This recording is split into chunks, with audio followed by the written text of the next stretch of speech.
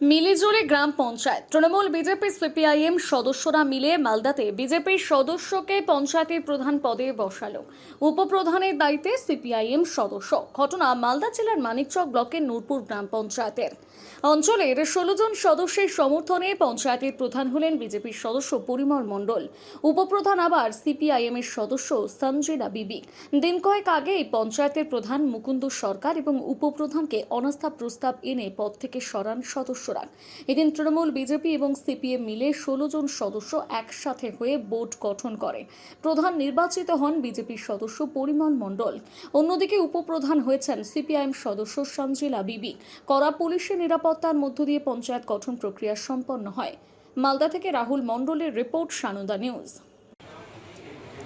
পঞ্চায়েতে কি ছিল আজকে আমাদের প্রধান এবং উপপ্রধান মানিকচক পঞ্চায়েত সমিতি অন্তর্গত নূরপুর গ্রাম পঞ্চায়েতের প্রধানের পদ অপসারণ হয়ে ফাঁকা হয়েছিল এবং উপপ্রধানের পদ ফাঁকা হয়ে অপসারণ হয়েছিল। তাই আমরা আজকে প্রধান এবং উপপ্রধানের নির্বাচন করে প্রধান এবং উপপ্রধান নির্বাচিত করলাম। কে হলেন প্রধান এবং উপপ্রধান? প্রধান হলো শ্রী পরিমল মণ্ডল, উপপ্রধান হলো সঞ্জিলা বিবি। কোন দলের প্রধান? কোন দলের উপপ্রধান? কোন দলের? এখানে কোনো ব্যাপার নাই, আমরা সর্বদলীয়ভাবে আমরা এককভাবে দুর্নীতির বিরুদ্ধে নূরপুর গ্রাম পঞ্চায়েতের প্রধান এবং উপপ্রধান নির্বাচিত করেছি। কোন কোন দল একত্রিতভাবে? প্রধান বিজেপির 3টে ছিল, প্রধান বিজেপি থেকে হয়েছে, আর সিপিএম পার্টি থেকে উপপ্রধান নির্বাচিত হয়েছে। আমাদের আজকে উপস্থিতের সংখ্যা হচ্ছে 16 জন। এটা পুরো 1.5 মাসের আমাদের আন্দোলন। প্রতিটাকে মেম্বারকে আমরা বিভিন্ন জায়গায় রেখে আমরা দুর্নীতির বিরুদ্ধে লড়াই ছিল।